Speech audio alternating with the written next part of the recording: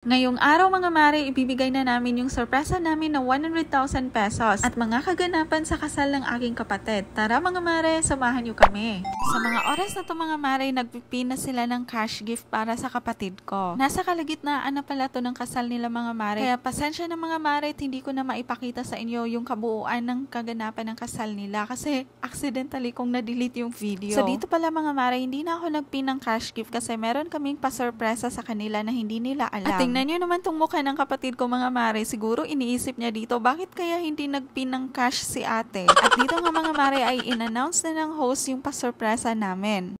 Masaya ba kayo mga dalawa kayo? Masaya. Ikaw po? Sobrang saya. Alam niyo ba na sobrang sasaya pa yung mga sayawan niyo? Kasi may surprise pang ibibigay. Wow! Ladies and gentlemen, without further ado, may pa-surprise ang mapagmahal na atin yung dalawa. Kuya, okay? Ate Tonette and Habi. Ladies and gentlemen, okay, pwede na kayong magpagawa ng bahay nyo dito. Ayan, surprise na surprise yung dalawa. Okay, abot tayo ngayon with it. Ladies and gentlemen, alam nyo ba na ang isasabi nila is 100,000 pesos! Ayan na, iyak naman tayo. Okay. Ayun na, ate naman, pinaiyak mo eh. Hindi niya talaga in-expect yung sorpresa namin mga mare, kaya ayan, napaiyak na lang siya. Tingnan niyo naman ako dito mga mare, tuwang-tuwa, tapos yung isa iyak ng iyak. At eto nga't nagsana all na lang sila. Ayan, sana all! Let us all say, sana! Wow, sana all nga naman. Congratulations! O di ba mga mare, ang ganda ng kinalabasan ng ginawa naming kapa. Para natuloy siya ditong si Wonder Woman. Or para na ring Rhina. After nga naming masabit dito mga mare, ayan, nag-picture-picture muna kami. Masaya ba kayo today? Sobra na. Sobra naman, masobra pang isa. How about you, Mariel?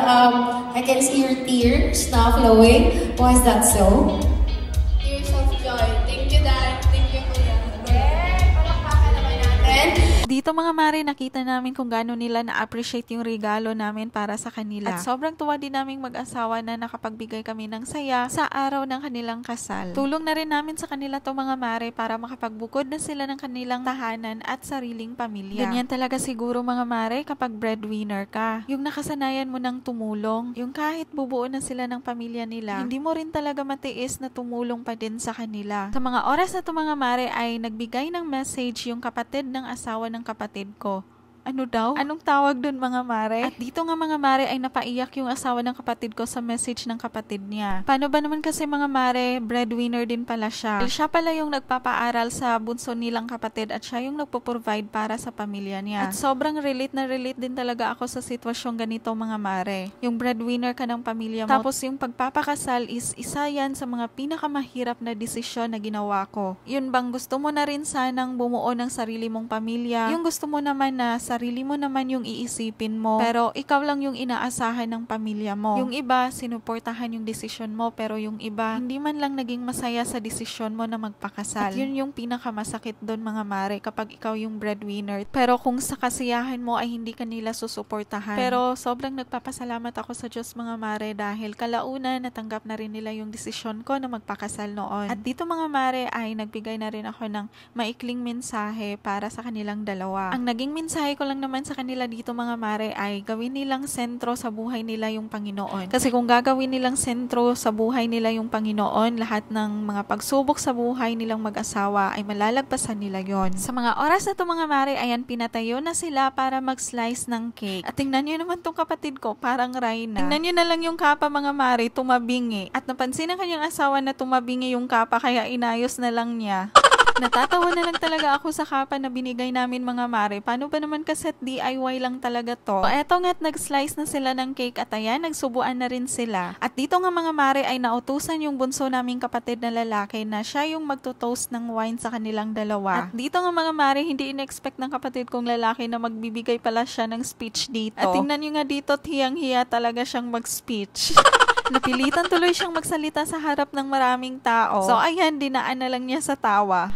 Sa mga oras na to mga mare, ayan, pinasayaw na yung bride tsaka yung nakakuha ng bouquet, which is yung pinsan ko. At dito naman mga mare, yung mga boys dito ay gagayahin nila yung sayaw ng groom. At tingnan nyo naman tong groom. Hataw na hataw sa pagsayaw, parang kiti-kiti lang. At tingnan nyo naman mga mare kung gaano kagaling sumayaw itong dalawang to. Parang matanda lang na sumasakit yung tuhod or parang may rayuma lang. Dito nga mga mare, napili yung kapatid ko at in-interview siya ng host. May girlfriend? Hindi na or wala talaga? Wala.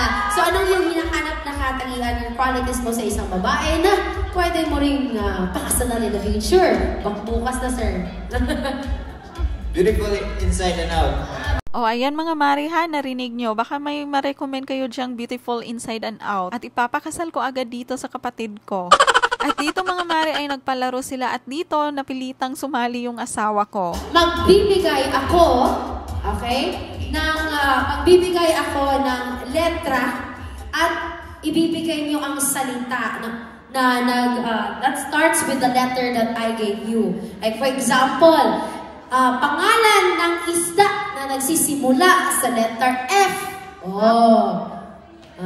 Fish fillet, ma'am. Hindi ko kasali, okay? So, ganun ha. So, Team Mariel, are you ready? Yes. Team Pedro, are you ready?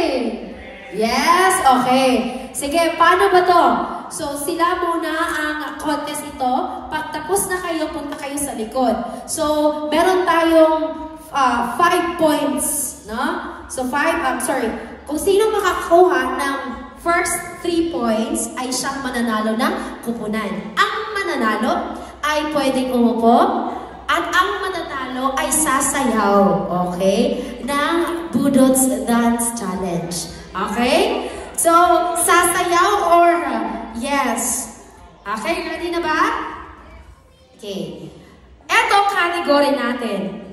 Pagkaon, food, Bisaya. Okay. Unsa ka pagkaon nga nag-start sa letter B? Okay, diri mo, duhol mo na ako. Okay, Ma'am Mariel? Bibingka. Bibingka. Okay, nauna man siya. So, 1 point. So, ana ha? So, dapat paunahan mo. Ana lang, ipataas ang kamot. Okay, ha? Sige. Unsa nga pagkaon nga nag-start sa letter O? Usay mo ha? Pedro? Okra. Usay mo Ma'am Mariel? Ulang. Okay. But, Team Pedro ang nauna. 1 point. Punta kayo sa likod. Ayan. Okay? So, 5 points lang siguro yung bubuhay natin. Sige. Country. Country, ha? Na nag-start ng letter Q. Sir. Una. Q. Correct. Okay. 2 points for Team Pedro. Okay. Eto naman. Lugar sa Pilipinas na nagsisimula sa letter F. F. 1, 2, 3. Finland. Okay, sa Pilipinas lang. May letter F ba? Pangasinan. Okay, wala? Ha? Okay, sige. Balik tayo. At dito mga mare, dahil talo yung boys, ayan, pinasayaw sila at napilitan talagang sumayaw yung asawa ko. Kung alam niyo lang talaga mga mare na talagang ayaw niya talaga yung pasayawin siya. Aling naman. Dali. Ayan. Ayan. Wow, sabi yung mga dance. Tingnan niyo mga mare yung sayaw ng asawa ko. Ang galing, 'di ba? Parang nagsha-shampoo lang sa banyo.